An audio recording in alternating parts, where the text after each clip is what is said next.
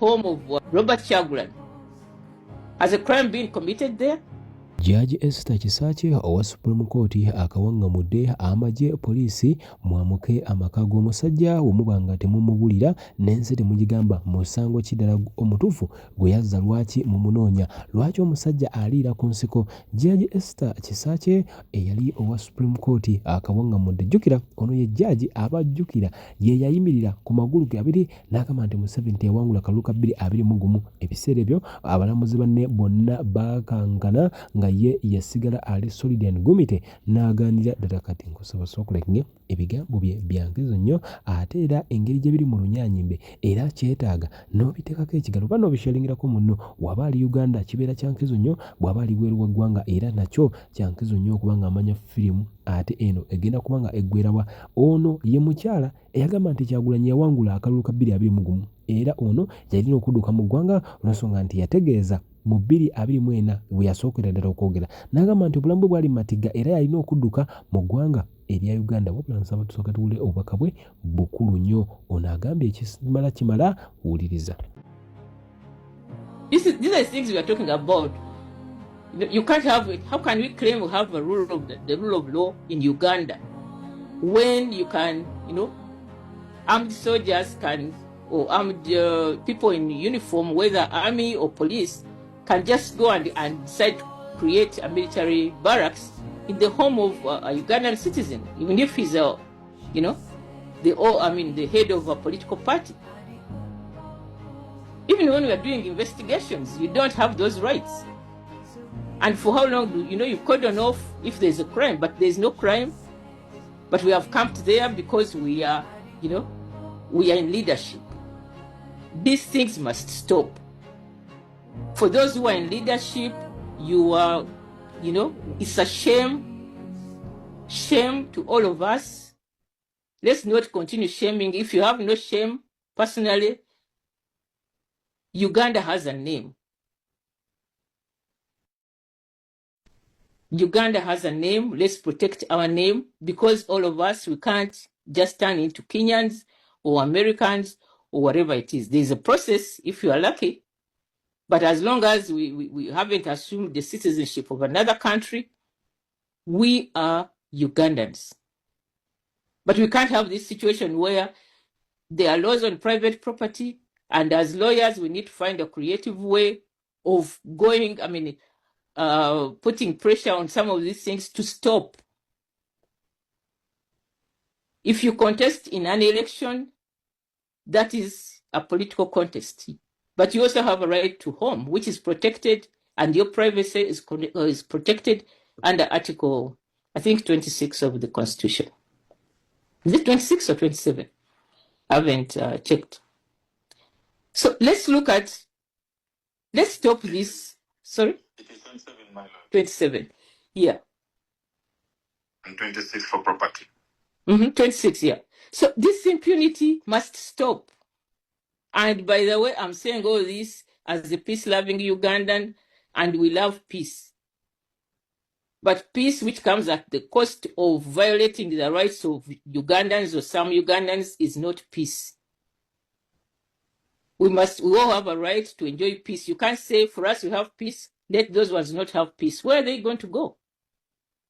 Umaru Kiseka agamba nti amaduuka agaba foreigners gakolebwe oba agabatali bannansi lwansonga nti bano bateekawo embeera wabula bo babateerawo n'embeera ennungamu oba n'ensaamusaamu basobola okubanga bakola wabula munnayuganda ne bakunyigiriza kati ono agamba ndi wabanga balina bye batunda mu biboole. Njukira nno abamu batera otunda layisi abatera okugula ku Bachina mukimanyi olasooka owuliza Umaru Kiseka kyayogera kye kituufu oba nedda. Tugenze mu deep politics. Wane South Africa waliwo street bagita 80 Street Mayfair. Eyo street bwogigendako ojja kwekanga nga Basumali na ba Ethiopia be bayinamu amaduuka bokka. Gwe ne bw'osalawo n'owoofuna edduuka tebagenda kujja kuwagira. Lwaki? Bawagira ba Ethiopia bannaabwe, bawagira Basumali bannaabwe. Kitegeeza ki? Nti kiwaliriza ne yali yagadde okukola edduuka awo okukirowooza naga nkola lyaki nga tebagenda kugula bali bagula ku bannaabwe. Owulira fe Uganda ewaffe batugoba mu system. oli agenda nakolagana ne landlord oyinawo edduuka lyo wamala okukolagana naye landlord gwe nakugoba n'ateekawo edduuka ly'omu Ethiopia ne bateekawo edduuka ly'omu Eritrea naye senga oyiga ku neeyisa naawe n'ozira n'ogamba nze nange nnoonya munnayuganda munnange wawaali noonya munnange bwe tunyigirizibwa wawaali bano ojja kwekanga nga tebasobola kugoba mu system. Lwaki? Kubanga abantu tebajja ggula kati bakutawaanirako lwaki bwe batyo batujja mu system ate ffe ffennyini ne tuwagira mubizire oba akaduuka kali kumpi noonya eriri ewali munno omuwagire gwoba owagira naye mwe mumanye ebizibu ebivamu ebintu ebyokuwagira obusajja obwo babatega simanyi bakaluba ne babatega simanyi mirembe furniture simanyi nsambya beddings simanyi biki bonna ogenda balaba business ziboominga bubuumizi n'ogamba business eziffe Uganda bano bannaffe bo mukisa bagujjawa ogenda owulira nti Museveni yabawa ssente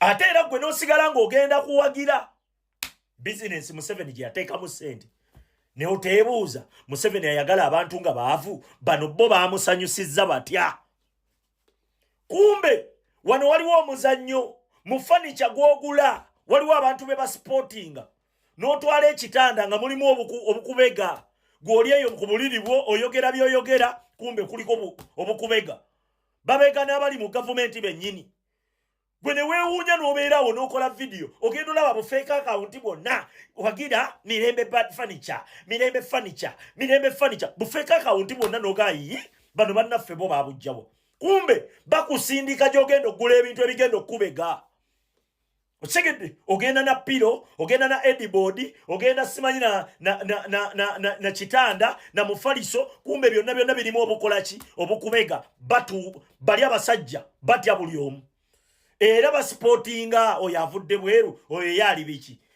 nga bakuteeramu akakolaki akagenda olaba byoyogera olaba bantu omuntu yavudde ebweru amaze emyaka 3 ebweru olutuuse Uganda bamusse n'ogayi lwaki bassa abantu abo kumbe baagula furniture ne bamutwala ewaka emboozi ze banyumya nga mbutuufu tezikwatagana na gavumenti eriko mubeereyo ne munyumya emboozi zammwe kumbe babalumika Museveni atya buli abayinamu kasente bano abakuzimbira ennyumba ozimba ennyumba yo musimanyi nawadde ennyumba yange bakaluba anzimbire nga bakuzimbira olumala okuzimbira mu nnyumba yonna bali eri babeera bati kiki kyayogera kiki kyabala ayina komenti ki ku gavumenti eriko obeera n'ekitanda kyo ng'ekitanda ky'oyina emboozi z'onyumizaako amasimu g'okuba gonna eri waliwo abagawulira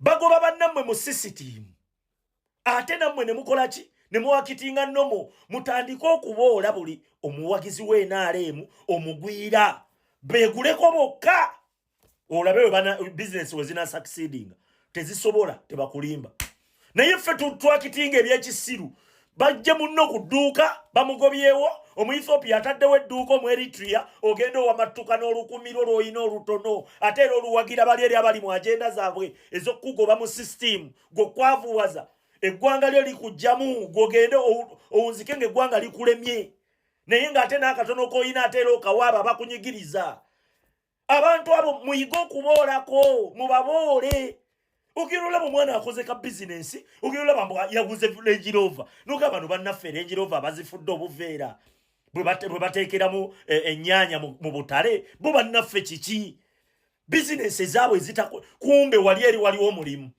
zino Range Rover bagulira mugulire kutuukiriza mulimu gwabwe bateeka obubega mu bitanda mu ntebe mu simanyi pilo simanyi zedboard simanyi ziki yensonga lwaki ogenda olaba bonna balanga furniture gundi furniture ku challenges eziri mu Uganda challenges zokka eziri mu Uganda ogenda olaba business zonna ziboominga bubuuminzi kumbe bayiga akakodyo bwe balaba ayina ku ssente aguze ekitanda eky'emiliyoni 3 oba 2 oba 5 oyo nga bagamba oyo agenda n'akakola ki n'obumubega otuuka akaseera otuula mu ntebe byonyumya mu ntebe ng'eri bali eri abakulu babikola ki babiwulira osegedde kati bannayuganda mutegeere ebigambo bino nti muyina okwakitinga mu ngeri endala bwe muba munafuna results endala osegedde results ezisinga ze tufuna ffe tuzikola ki ye ffe tuzibawa njagala ombuulire senga osalawo n'ogamba kanoonye munnange ow'NRM nga bw'omulabye togenda mugulako kubanga be bawagira abakunyigiriza ate beefaanana mubamanyi omutunuulira butunuulizi noga wano kampitewo kangende ewalala obadde okimanyi nti ezo bizinensi ziba za kubasala bagobawo bannammwe ne balemesa bannammwe ne babakwatireeyo ku kasitoomu emaali yaabwe ne bagikwatireeyo nga baagala maduuka gammwe ne balyoka batuuzaawo omukyala ali wali eri bwagira bwanyiza bwagira biki gwe nawe otuuse okirabira ddala be bakunyiga abantu baffe abattiddwa abo be bawagira embeera ezo gwe n'osigala ng'era ogula ku bantu abo mwana tulina okweyisaamu waliwo abantu bannuupu abaatulyamu olukwe ba leaders abaayitamu mu kalulu ngenda biteeka ku likodi nga bwe twateeka ku byazzoganya ne mutuvuma ne bituuka kakati nga mutya n'okutwetondera bali mwezo yalya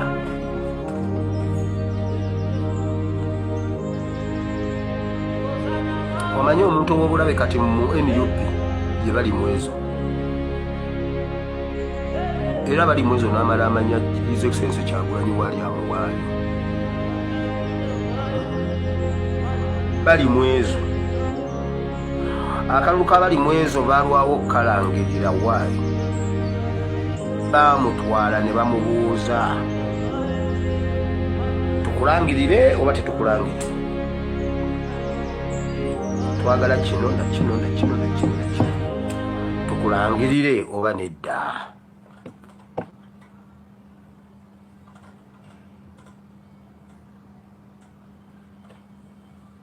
njaba tekako flying zone mulimba ulira ne bamubuuza tukulangirire bali mwezo nakkiriza ne bamulangirira nasako omukono ne bamuwa omusimbi bali mwezo alina ssente mukyali ku bitaano bya mpuuga bali mwezo tamanyi mpuuga nkitadde ku likodi kubanga mugenda kiraba mutya bibino wano ate si bali mwezo yekka Museveni mbunna ategeka okulayira kwe kuli kutya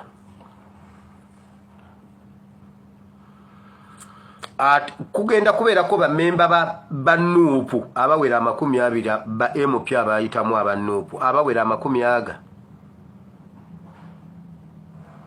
ne ba chairpersons aba districts ezenjawulo abawera 10 bagenda beerawo nga bakulembeddwa bali mwezo kukulayira kwa Museveni bino byona babi yagende wakayanja asimanyi biki emu ku script agenda atumanyiza nti tusobola okubeera wamu nabo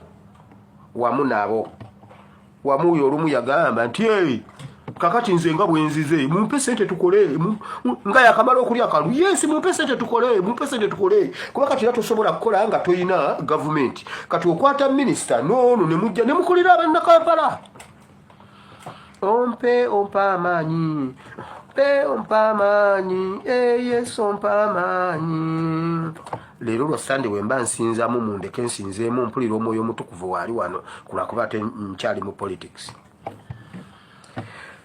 bali mwezi agenda kubeera ekololo mu kulayira kwa Museveni bw'aba atuuseeyo